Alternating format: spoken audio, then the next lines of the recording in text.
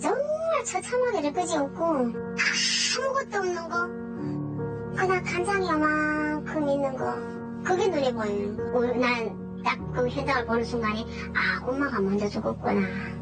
나비로 치게도 내가 굶으면서 새끼를, 내가 먹으면서 새끼를 굶기진 않잖아요. 그러니까 성옥이가 아마 먼저 죽었을 거다. 그게 마음 아픈 거죠. 자유롭고 잘 사는 동포의 나라에 대한 기대를 안고 목숨 걸고 찾아온 대한민국. 그러나 40대 탈북민 엄마와 그녀의 6살 난 아들은 비참한 죽음을 맞아야 했습니다.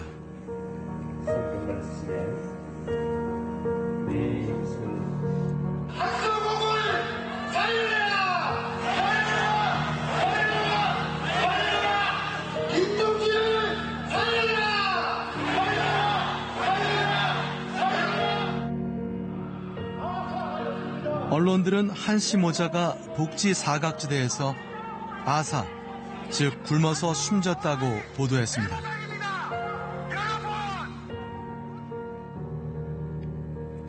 그녀는 굶주림을 피해 북한을 탈출했고 그 후 부유한 나라에서 가난하게 살다가 죽었다. 한씨 모자의 죽음을 둘러싸고 제기된 논란들. 한 씨는 한국 사회에 적응하지 못한 걸까?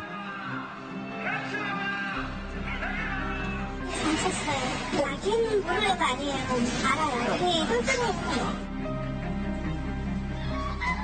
한 씨는 과연 통장에 남아있던 돈 3,858원을 마지막으로 인출한 뒤 굶어서 숨진 걸까?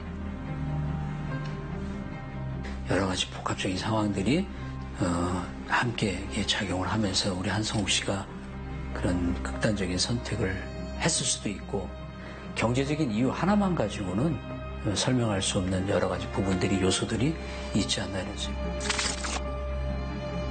한성옥 씨가 탈북한 이후 죽음에 이르기까지 지난 10년간의 흔적을 따라가 봤습니다.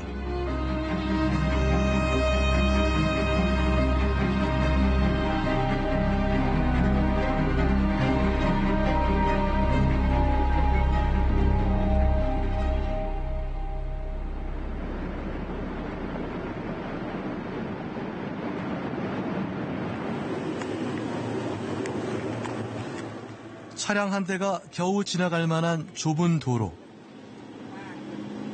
바로 옆은 낭떠러지입니다. 차량 불빛마저 없다면 한 치 앞도 볼 수 없을 정도로 위험한 길. 10년 전 고 한성옥 씨가 지났던 길입니다.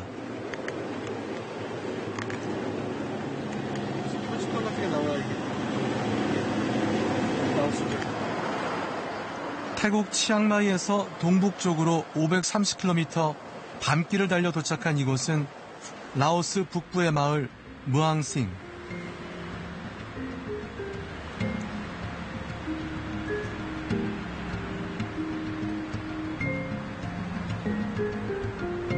취재진은 이곳으로부터 한성옥 씨가 지나간 경로를 추적해봤습니다.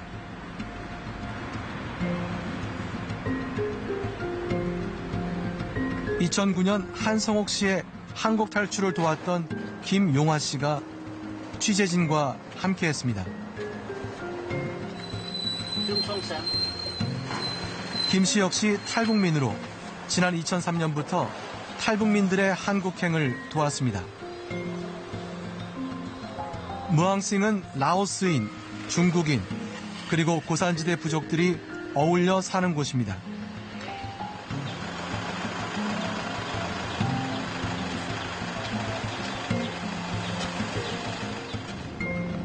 중국 남서부 쿤밍 지역과 국경을 마주한 데다 산세가 험해 탈북민들의 탈출 경로 중 한 곳입니다.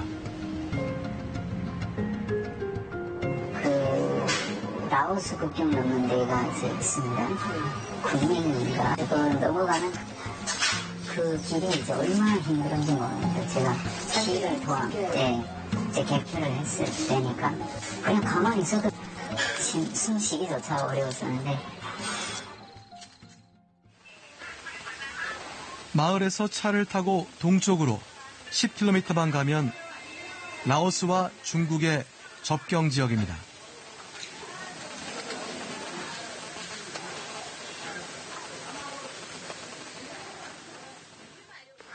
제 바로 뒤편이 라오스 국경 검문소입니다. 여기서 조금만 더 가면 중국 쪽 국경 검문소가 나옵니다. 탈북민들은 이 국경 검문소를 피해서 심야에 산길을 따라 걸어서 이동했습니다. 한성옥 씨도 바로 이 경로로 중국 땅을 벗어났습니다. 중국과 라오스 주민들 그리고 차량들이 출입국 수속을 밟고 국경을 넘나듭니다.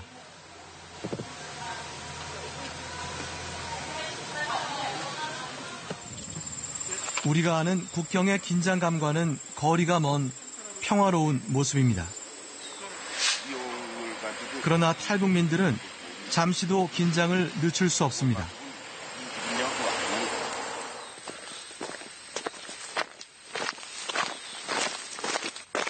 현지인들의 눈에 띄면 체포될 수 있기 때문입니다. 주민들은 탈북민들이 북한에서부터 그렇게 온다는 걸 알고 있기 때문에 많은 사람들이 알고 있다고. 그러니까 그 사람들이 신고를 할 수도 있고 최대한 주의를 해야지. 한성옥 씨는 2009년 당시 6, 7명의 탈북민 일행과 이곳을 지나갔습니다. 드넓게 펼쳐진 수수밭은 몸을 숨긴 채 이동하긴 좋지만 얼음길을 훌쩍 넘는 높이 때문에 일단 안으로 들어가면 어디로 갈지 가늠조차 어렵습니다. 중국 쪽엔 결국 산길 밖에는 갈 곳이 없습니다. 저런 데도 있고 그러나 빽빽한 원시림과 기암 절벽에 가로막혀 이동이 쉽지 않습니다. 이 부대라고 하는데 전문 경비병들. 국도 경비병 도와줄 수도 있지 않나요? 신고. 여기는 그런 게 없어요. 잡히신 분도 꽤 있었네요. 라오스에서는 종종 있어요.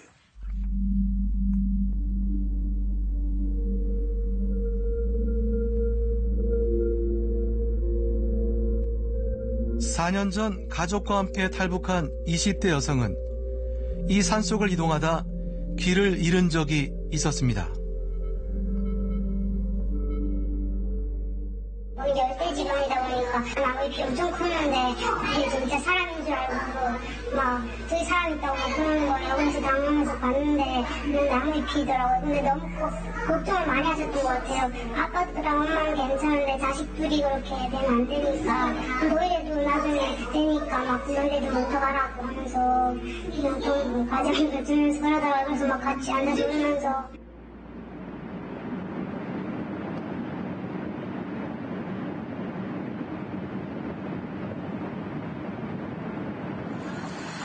라오스 북부의 최대 도시 루앙 남사. 밤늦은 저녁 식사 자리. 김 대표는 한성옥 씨를 처음 만났던 10년 전 그날 이야기를 들려줬습니다. 탈북 이후 북한 당국과 중국 공안의 눈을 피해 중국의 한 도시에 숨어 살던 한 씨. 한 씨는 사실혼 관계인 조선족 출신 남편 김모 씨를 통해 김용하 대표에게 한국으로 가게 해달라고 부탁했습니다. 돈을 더 벌고자 했던 것입니다.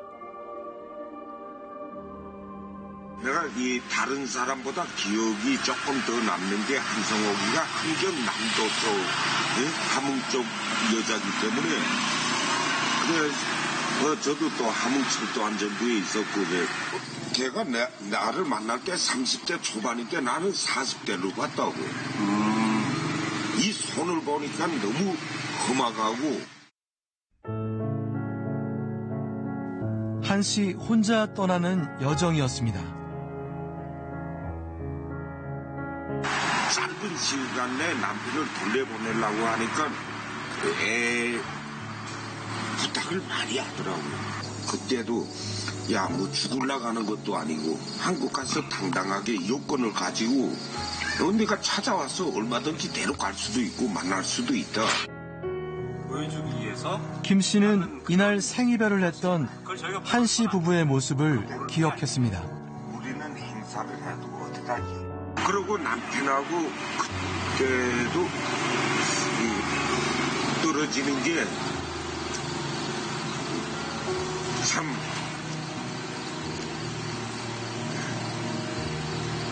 마음이 아프더라고요.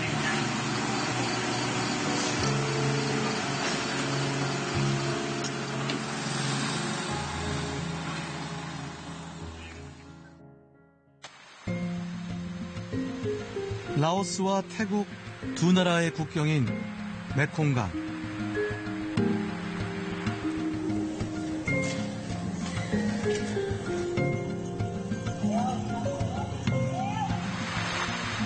두만강과 압록강에 이어 탈북민들이 반드시 건너야 하는 또 하나의 큰 강입니다. 바로 눈앞에 보이는 강 건너가 태국 땅입니다. 저녁 시간이나 아침 새벽 시간에 이 작은 배를 이용해 가지고 그렇게 해서 정말 마지막 관문 여기 이 메콩강만 넘어서면 그 다음에 이 사람 우리 북한 이탈 주민들한테는 완전 자유가 되는 그 마지막 경계선이 이 메콩강 여기입니다.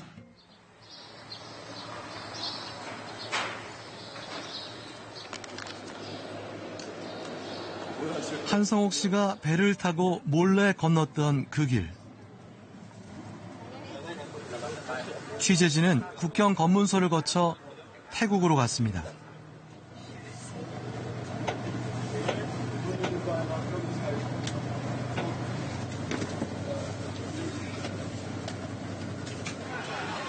국경 지역이라 불법 이주자 등을 단속하는 이민국 경찰이 자주 눈에 띄었습니다.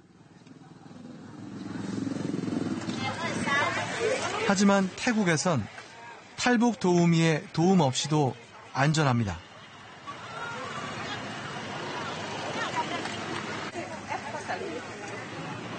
현지 경찰을 찾아가 불법 입국에 대해 자수하는 것이 급선무입니다.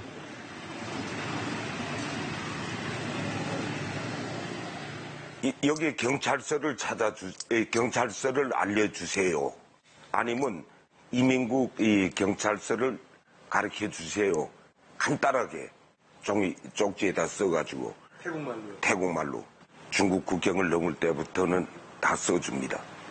그리고 태국에 와서는 또 무조건 잡혀야 되니까 여기는 자수해서 이 조사를 받고 그래야만 이 이민국을 통해서 방콕에 있는 이민국을 통해서 한국 대사관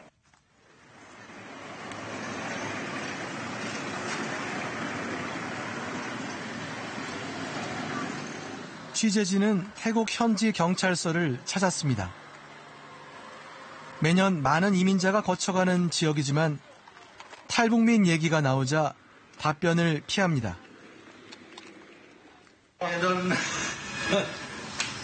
You don't tell me.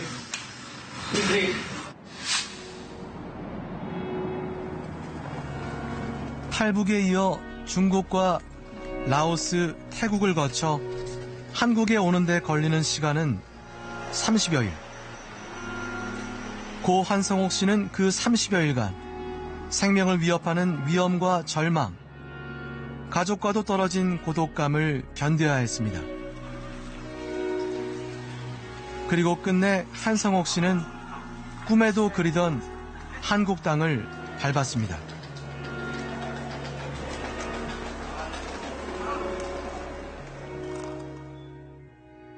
서울에 살던 탈북민 어머니와 6살 배기 아들이 숨진 지 수개월 만에 뒤늦게 발견됐습니다. 탈북민 41살 한모 씨와 6살 배기 아들 김모 군이 숨진 지 2달 만에 발견됐습니다. 보니까 마이크 같은 게 쓰러져 있더래. 안에는 다 잠이 있고 여자는 거기서 죽어 있는 거죠. 경찰은 이들에게 자살이나 타살의 흔적이 발견되지 않았고 아사일 가능성이 높다고 전했습니다. 한여름이었던 지난 7월 31일 한국에 온 지 10년째인 한성옥 씨는 6살 난 아들 동진 군과 함께 비극적인 죽음을 맞았습니다. 우리와 함께 해주십시오. 탈북민도 대한민국 국민입니다. 여러분! 탈북민 단체들은 한씨 모자의 죽음이 잘못된 정책 탓이라며 대정부 투쟁을 선언했습니다.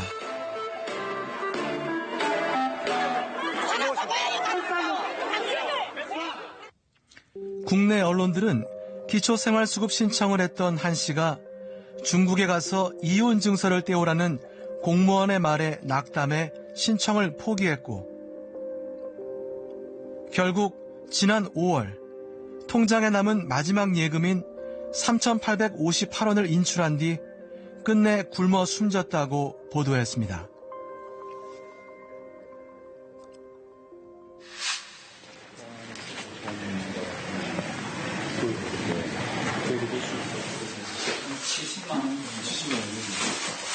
그러면 여기 말씀 주세요.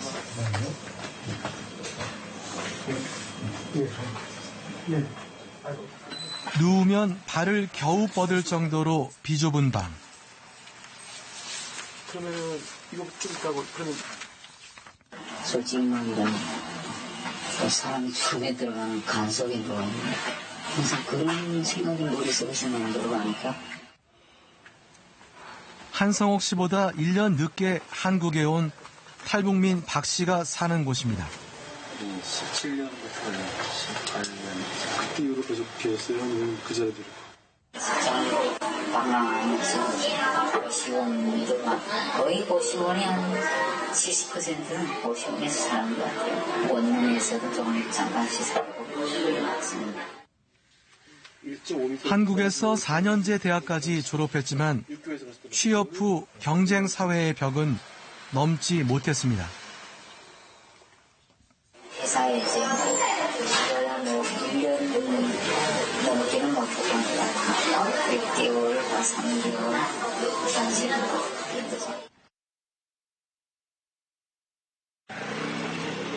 다섯 차례 탈북 시도 등 역경을 견뎌냈기에 한국에서도 잘 할 수 있다고 생각했지만 현실은 달랐습니다.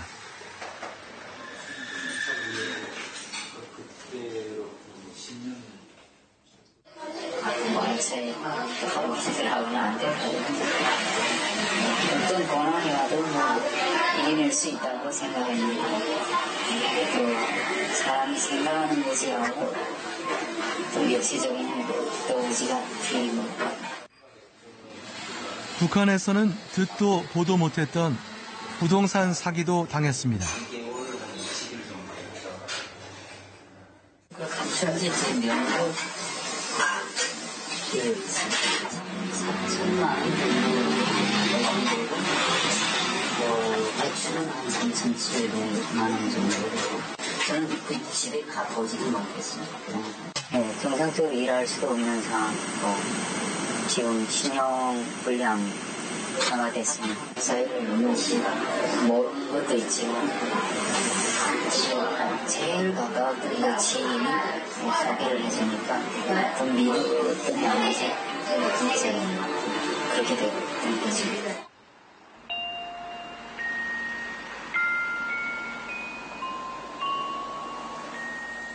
기초생활수급자 월 수입 70만 원 중 고시원 월세 23만 원을 내면 47만 원이 생활비 전부입니다. 생활고를 견디지 못해 지난해 극단적 선택을 하기도 했습니다.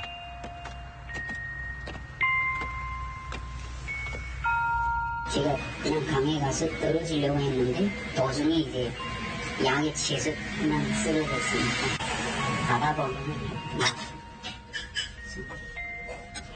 솔직히 그렇지 않으면 약을 복용 안 했으면 죽었을지도 모르죠. 저 또 수영을 하니까 방송에서 나오는 노래니까.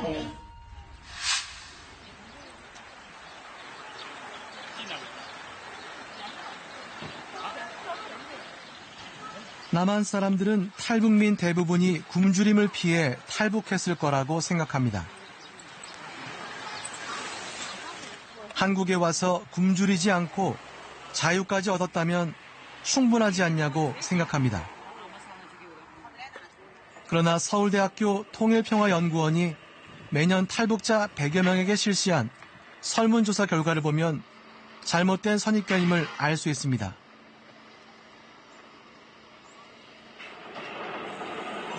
북한 거주 당시 하루 3끼 이상 식사를 했다는 응답률은 2015년부터 올해까지 5년간 평균 87.9%였습니다. 탈북자분들이 거의 매일 고기를 먹었다, 탈북하기 전에. 이렇게 말씀하신 분도 한 15% 정도 되고, 그 다음에 일주일에 한두 번 정도 그 고기를 먹었다 하는 분들도 이제 그 전년도에 비해서 또 이제 매우 증가해서 결국은 저희가 자료를 봤을 때 최소 이제 고기를 어려움 없이 먹는 분들이 이제 굉장히 많은 거죠. 대부분인 거죠. 북의 그런 배급 시스템은 거의 예전에는 다 공공 배급 시스템의 100% 이제에 따라서 식량이 공급이 됐겠지만 고난의 행군 이후에 이제 무너졌잖아요. 그 공공 배급 시스템은 일부 남아 있고 많은 분들이 이제 장마당이라던가 이런 곳을 이용해서 식품을 이제 구입을 하거나 또는 이제 텃밭 본인 집에 있는 텃밭이라든가 이런 것을 통해서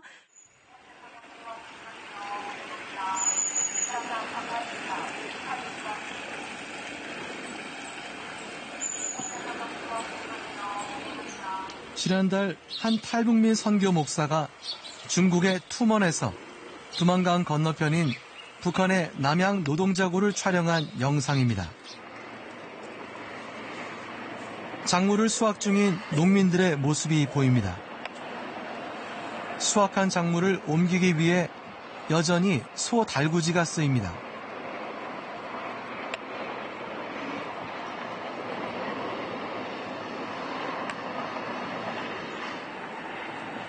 수확한 작물을 한가득 싣고 집으로 돌아가는 가족의 모습도 보입니다.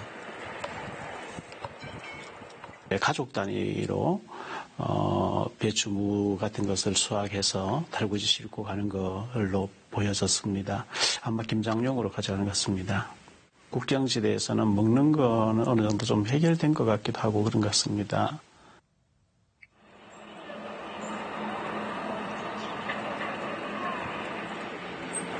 행인들이 오가는 마을의 거리 양쪽에는 수확한 작물을 말리고 있습니다. 접경 지역 주민들이 가축 사육과 작물 재배, 매매 등을 통해 식량을 조달하고 있다는 사실을 짐작할 수 있습니다. 이는 물론 접경 지역에만 해당된 것으로 유엔의 조사 결과에 따르면 올해 북한 주민의 43%인 1,090만 명이 충분한 영양 섭취를 하지 못했습니다.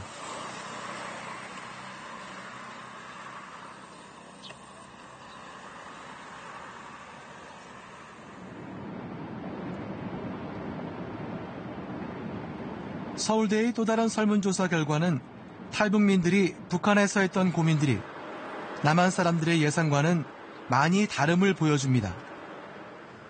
2012년 이후 응답률 1위를 차지한 고민거리는 돈벌이 걱정이었습니다.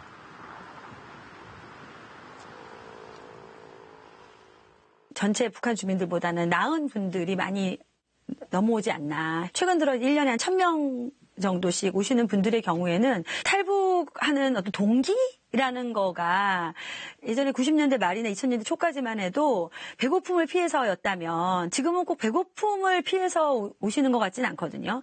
뭐 아이의 교육이라던가 여러 가지 더 나은 삶의 질이라던가 다른 이유들.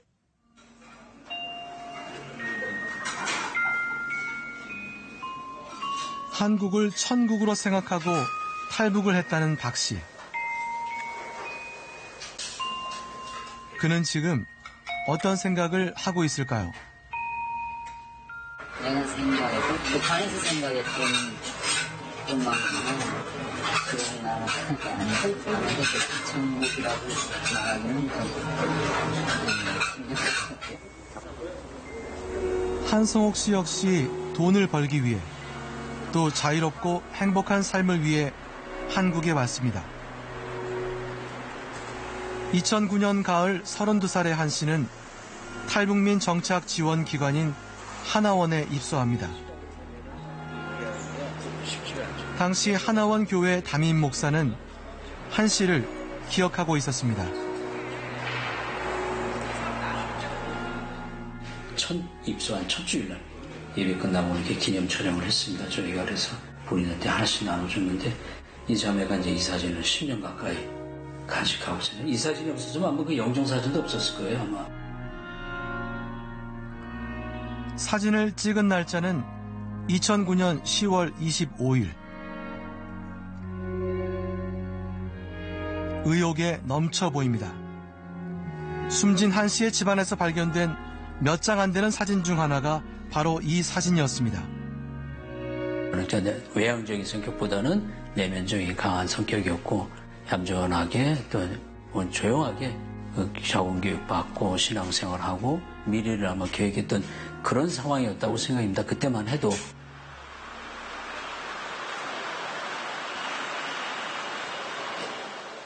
한 씨는 한국 생활에 빨리 적응하기 위해 남다른 노력을 했습니다. 하나원 동기였던 김모 씨는 당시 한 씨가 한국의 경쟁 체제에 빠르게 적응했다고 기억했습니다. 여기 있죠. 알고 여기만 자격증 취득한다고 나와서 학원 다니면서 운전면허 따고 제과제빵 따고 그리고 그다음에 컴퓨터 학원을 다닌다는 소리를 들었어요. 그다음에 그리고 자기 나름대로 열심히 직장도 찾으려고 했고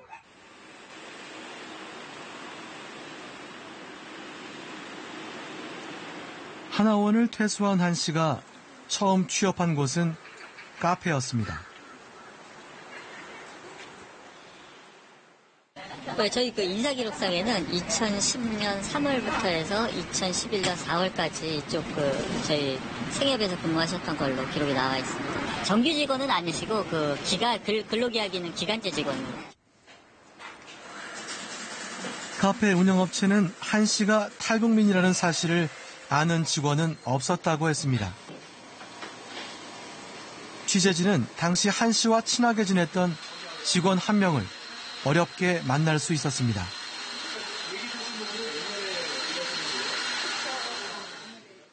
친해지셨나봐요. 본인이 더 막 얘기해주고 자기 어떻게 넘어왔다. 어디 중국 어디 가서 보따리 장사를 했다는 어디 그런 말도 있고. 이 직원은 한 씨의 사망 직후 쏟아져 나온 언론 보도를 보고도 한 씨가 아닌 줄 알았다고 말했습니다. 언론 보도 대부분이 한 씨를 소극적인 성격에 한국 사회를 잘 모르는 사람으로 묘사했기 때문이었습니다. 네, 해봤어요. 그리고 안 찼어요. 걔는 모를 애가 아니에요. 알아요. 꿀팁해요. 서류 쓰고 이런 거 다 사무실에서 뭐 하던 것도 다 잘해서 잘 내고. 그렇지만 한 가지 특이한 점은 있었다고 했습니다.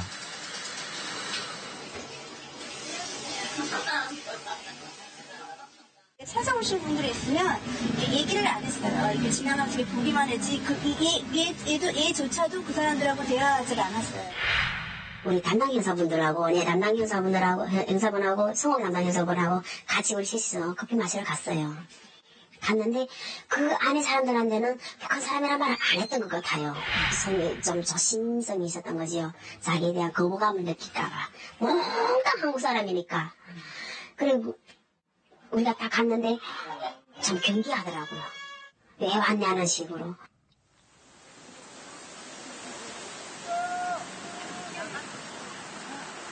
한성옥 씨가 걱정했던 탈북민에 대한 차별과 편견. 실제로 존재하는 걸까?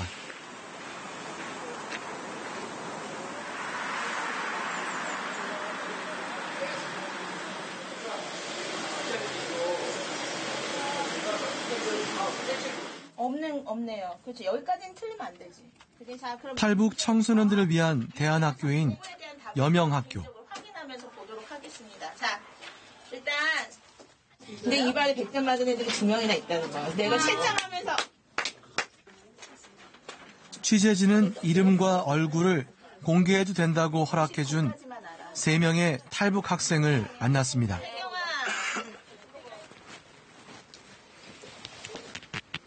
안녕하십니까. 저는 2016년 12월 말쯤에 한국에 입국한 박설입니다. 저는 한국에서 지금 한 3년차 생활을 하고 있는데요. 처음에는 북한에서 꿈이 없이 살았어요. 그래서 한국에 오니까 수의사라는 직업을 해보고 싶어서 지금 도전 중이고 있습니다. 안녕하세요. 저희 이름은 양현희라고 합니다. 동물사육사를 지금까지 꿈꾸고 있습니다. 아직 준비한 건 많이 없지만 지금부터 차곡차곡 열심히 준비하여 꼭 좋은 동물사육사가 되겠습니다. 감사합니다. 안녕하세요. 저희 이름은 김문관이라고 합니다. 10년 동안 중국에서 살던 경험으로 중국어까지 할 수 있어서 앞으로 대학에서도 외교통상학과라는 학과에 지원해서 앞으로 거기 직업도 외국 쪽으로 나가서 할 수 있는 직업을 갖고 싶은 희망을 갖고 있습니다. 감사합니다. 이 청년들은 한국의 사회생활에 어떻게 정착하고 있을까? 이걸 자기의 신분을 공개해야 되나? 아니면 안에 숨겨야 되나? 이미 대학에 진학한 선배님들 와서 대학에 가서 자기 신분을 공개할 필요가 있냐 없냐. 정치에서 고향 어디서 왔냐 이거. 근데 어떤 분들은 해라고 하기도 하고 또 어떤 사람들은 안 하는 게 좋다. 왜냐면 뭐 나중에 그러니까. 근데 하는 게 편한 것 같아요. 숨기면 하나 숨기면 마지막까지 다 숨겨야 돼. 맞아요. 그게 더 피곤한 것 같아요. 경쟁에 대한 두려움은 가장 절박한 고민거리입니다. 또 그때 당시도 대부분 막 탈북민들 뭐 처음에 한국 올 때 뭔가 북한에서 그런 우리는 목숨을 내내고 한국에 왔으니까 못할 게 없다 이런 생각을 대부분 많이 가지고 초시기에 엄청 많이 해요. 그 당시에는 내 목숨을 내고 뭐 했다고 해서 그렇다고 해서 여기서 한국에 와서 뭐 그렇게 할 수 없다는 게 아니잖아요. 여기 와서 보니까 진짜 경쟁이잖아요. 그래서 공부도 경쟁이지, 뭐 취업도 경쟁이지, 이런 뭔가 들어가기 위해서 무섭다고 해야 되나, 그 경쟁에. 그러니까 내가 될까, 그 상대가 될까 하는 이런 마음들이 계속. 통일부 산하 남북 하나재단의 지난해 조사 결과에 따르면 탈북민들이 응답한 남한 생활에 만족하지 못하는 첫 번째 이유는 가족과 떨어져 살아야 해서입니다. 경쟁이 너무 치열해서와 탈북민에 대한 차별과 편견이 2위와 3위였고 경제적 어려움은 4위에 그쳤습니다.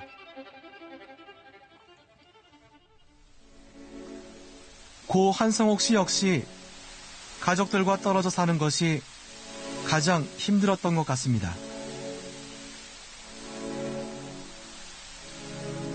한국 생활 2년째인 2012년, 한 씨는 중국에 있는 가족을 한국으로 데려오기로 합니다.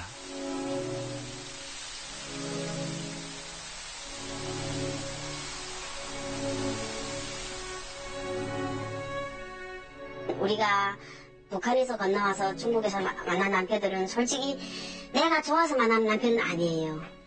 다 반대했어요. 데려오지 말라고. 그러니까 얘가 이건 아니다. 그래도 내 자식이 아버지인데 이런 생각으로 데리고 오고 그 의사들하고 연락 다 끊은 거예요.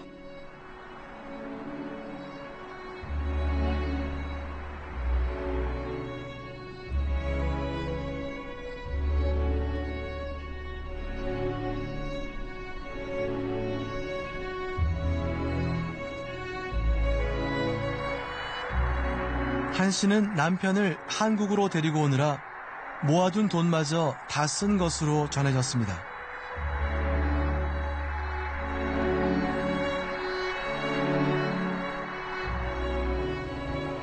(2012년) 봄 35살의 한 씨는 아들을 중국에 남겨둔 채 남편 김 씨와 경남 통영으로 떠납니다. 남편 김 씨는 이곳에서 조선소 일용직에 취업합니다. 그런데 뭐 솔직히 결혼기자로 오는 남은 사람들 취직이 잘 안 돼요. 결혼기자로 온 사람들이 취직이 잘 안 돼요. 되거든요. 그냥 현장에 일용직으로 다니거든요. 2013년 5월 한 씨는 둘째 아들 동진이를 낳았습니다. 한 씨는 동진이의 출생 신고는 물론 양육수당도 신청해 매달 20만 원씩 지급받았습니다.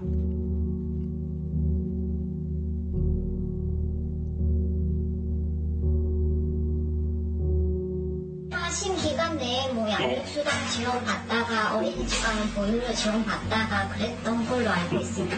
네, 신청했기 때문에 받았죠.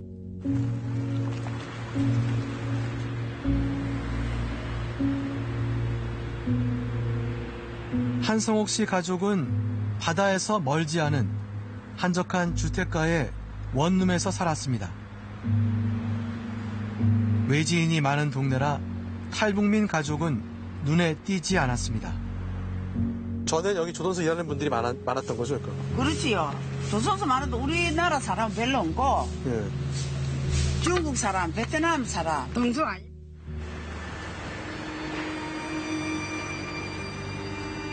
하지만 한 씨 가족은 곧 경제적 위기를 맞게 됐습니다.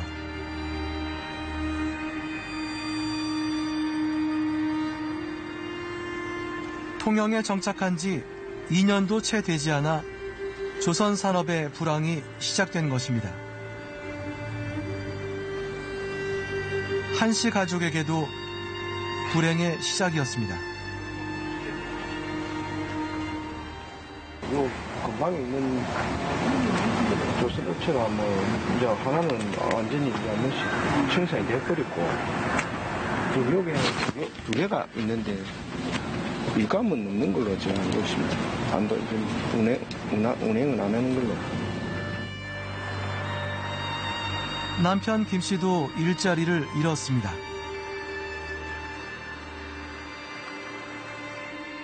둘째 아들 동진이가 뇌전증까지 앓고 있어서 한 씨 부부에겐 이 시기가 큰 위기였습니다.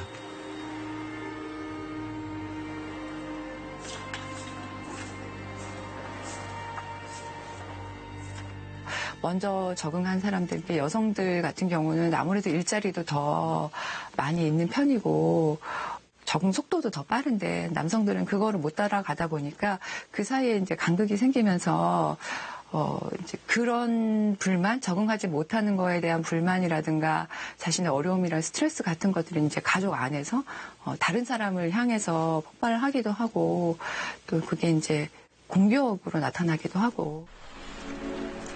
경제적으로 무척 어려운 시기였지만 한성옥 씨는 이때에도 중국에 두고 온 큰아들을 그리워했던 것으로 보입니다.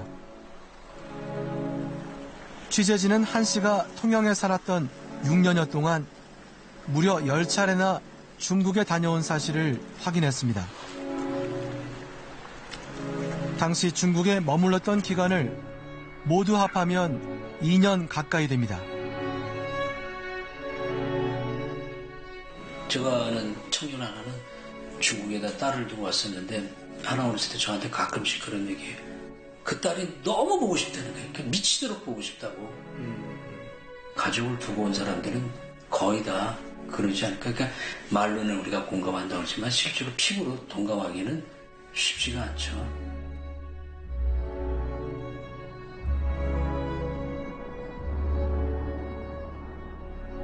그러나 지난해 9월 한 씨는 갑자기 둘째 아들 동진이만 데리고 한국으로 돌아왔습니다. 남편 김 씨와 이혼을 한 것입니다.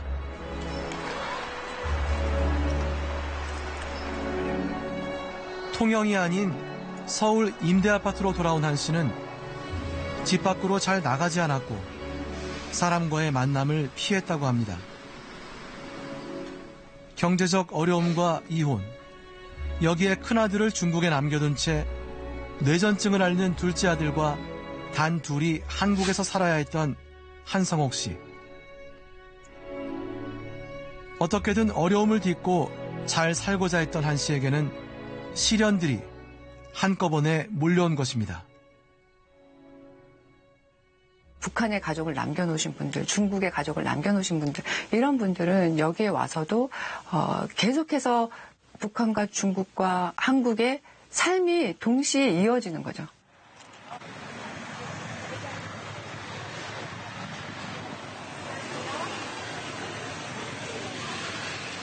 지난달 취재진은 한 씨 모자의 시신이 안치된 장례식장을 찾아갔습니다. 안치된 지 석 달이 다 돼가는데도 장례식을 치르지 못한 상태였습니다. 굉장히 수사가 너무 같이 오는 거예요. 부친이는 무슨 부친이 이제 가족이 있으면 가족 불러가지고 자기 치우려면 치우라고 하고 안 치우려면 포기학서 받고. 한국에 피부치 하나 없는 한성옥 씨 모자의 시신은 결국 무연고로 처리됐습니다.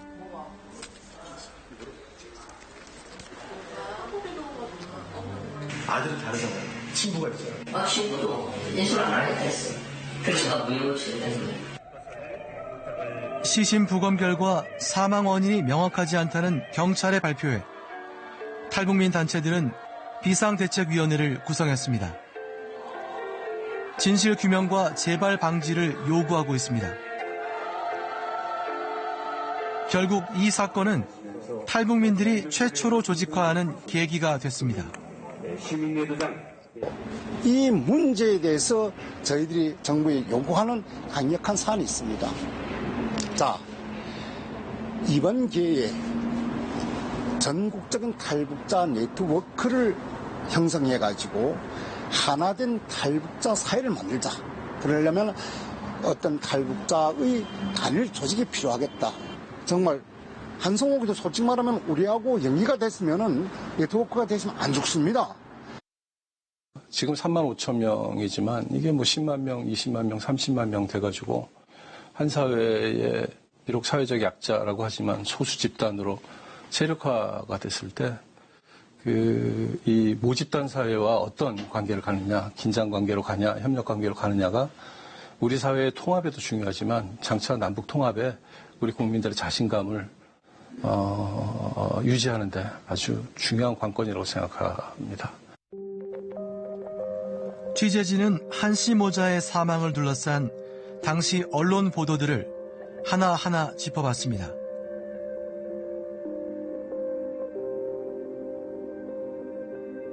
먼저 중국 이혼 증서 논란.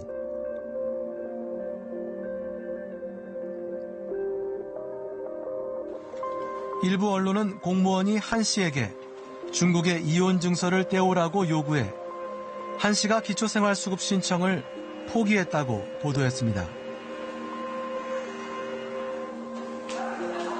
그러나 취재진이 확인한 결과 한 씨가 올해 초 한국에서 이혼 신고를 한 사실이 밝혀졌습니다. 그 1월 15일이 이혼 확정일식으로 이제 우리 직원이 말하더라고요. 구청의 설명대로라면 중국에서 이혼 증명 서류를 떼올 필요조차 없었던 것입니다. 한 씨가 2차례나 주민센터를 찾아가 기초생활수급 신청을 했다는 보도도 사실이 아니라고 말했습니다.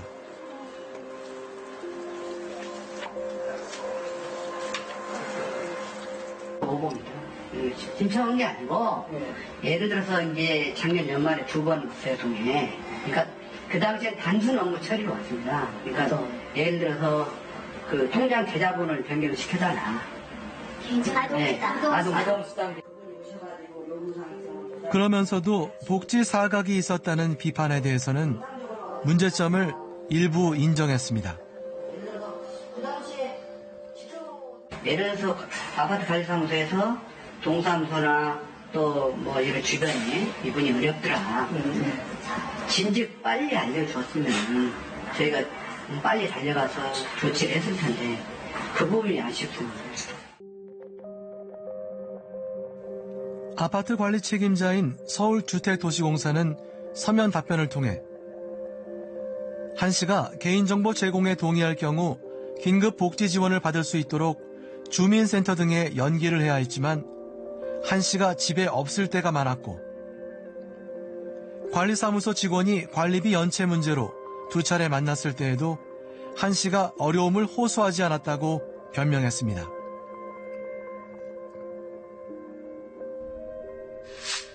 국민들 가슴을 아프게 한 언론 보도는 한 씨가 은행에서 인출한 마지막 예금에 대한 것입니다. 일부 언론은 한 씨가 지난 5월 13일 3,858원의 돈을 인출, 통장 잔액이 0원이 됐고 얼마 뒤 숨졌다고 보도했습니다. 시사기획청 취재진은 관할구청을 취재하는 과정에서 한 씨가 갖고 있던 예금 통장이 더 있었다는 사실을 확인했습니다. 그러니까 통장이 모두 3개인데 예를 들어서 그 아동수당하고 양육수당 한꺼번에 그래도 넣어달라. 그렇게 해서 왔었습니다. 혹시 다른 예금 통장에 잔액이 있었는지 경찰에 사실 확인을 요청했습니다. 하여튼 돈이 없는 건 아닙니다. 구체적으로 확인 안 드릴 수가 없어요. 근데 몇만 원 수준인가요? 몇십만 원 수준인가요? 기자님, 후자 2번째. 몇십만 원 수준이요? 예. 그게 압류돼 있거나 그래서 인출이 안 되고 그런 건 아니었어요? 그런 거 없습니다. 경찰의 말이 사실이라면 한성옥 씨는 왜 이 돈을 인출에 사용하지 않은 걸까?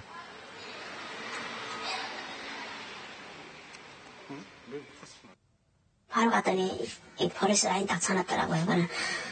그리고 경찰도 거기 와 있고, 그래 그다음에 자기 이 고향 사람이라고 나 좀 들어가 보게 해달라고.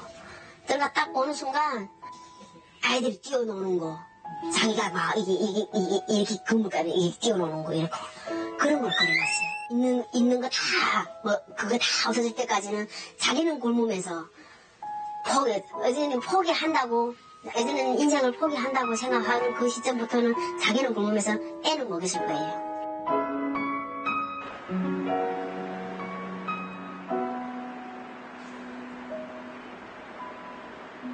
뉴욕타임즈는 한 탈북민의 말을 빌어 이렇게 표현했습니다. 한성옥 씨는 먹을 것이 없어서 죽은 게 아니라 희망이 없어서 죽었다. 한성옥 씨는 아이를 잘 키우며 평범한 대한민국 엄마로 살고 싶었던 것일지도 모릅니다. 한국에서는 그저 평범해 보이는 삶이 한 씨에게는 목숨을 걸고서라도 얻고 싶었던 것들이었습니다. 가정이 대부분 붕괴되어 있고 여기서 자기를 지탱해줄 그런 가족, 친척, 친구 이런 관계가들이 부족하기 때문에 여기서 좋은 멘토들이랑 이렇게 연결을 해주면 그런 사람들이 또 자주 서로 연락하면서 격려도 해주고 그렇게 하면서 또 이렇게 힘을 얻고.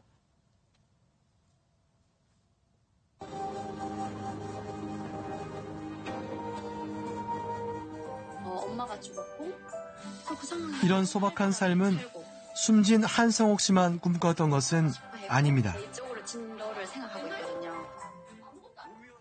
오디션 후반부 옥순이 역에 지원한 송이를 만났다. 6.25 전쟁 당시 폴란드로 보내졌던 전쟁고와 1,500명의 이야기를 그린 다큐멘터리 영화 폴란드로 간 아이들. 한국으로 온 거는 2014년에 왔습니다. 얼음 얼잖아요, 겨울에. 거기로 위로 도망가죠.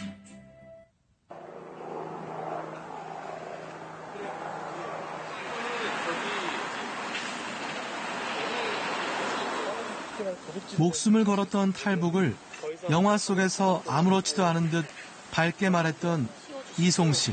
순수함 있다면 지켜주세요. 나도 점점 그러나 사람들이 바라는 거 똑같이 바라고 있고 결혼도 잘해야 되고. 고음을 엄청 많이 당했어요. 매를 엄청 맞았어요. 그때 17살이었어요.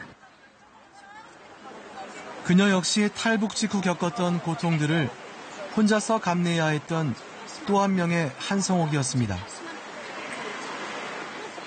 이질적이고 바쁘게 돌아가는 한국 사회는 그녀에게 여러 질문을 던지지만 해답을 찾기는 어렵습니다. 다 골고루 다 친하게 지내야 돼. 어떤 특별하게 딱 더 잘 살고 싶어 하고, 더 좋은 차, 더 좋은 집, 더 큰 차, 더 큰 집, 더 좋은 직장, 뭔가 그런 거에 너무 이렇게 비중을 너무 크게 두는 것 같아요. 그러니까 이게 정으로 사람이 사는데, 사람 같이 사는 것인데, 너무 야박하다고 해야 되나? 너가 몰라서 그래라는 말을 많이 하는 게, 살아야 되는데, 일을 해야 되는데, 바쁜데, 언제 그럴 수 있냐, 계속 일을 해요. 그럼 난 할 말이 없어요, 물론. 고 한성옥 씨와 동진이가 살았던 아름다운 남해의 통영 앞바다. 우리 같은 조선민족이라고, 조선 사람이라고 아무 거리낌 없이 받아주고, 이런 면에서는 너무 감사하고 고마워요. 그러나 시작에 불과한 거지요. 그 깊은 내막까지는 손 버텨주지 못하고 하다라니까 성옥이 같은 이런 일까지 생겼고.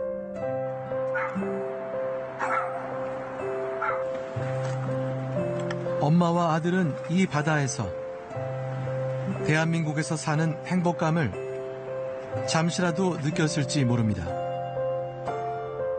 우리는 하나의 어떤 나라이기 때문에 통일이 돼야 된다. 나는 통일이라는 건 가족이 하나가 되는 거라고 생각해. 저는 그렇게 생각했거든요. 제2, 제3의 한성옥이 따뜻한 남쪽 나라에서 진정한 이웃으로 함께 살 수 있는 날은 언제나 올 수 있을지 한 번쯤 생각해 봅니다.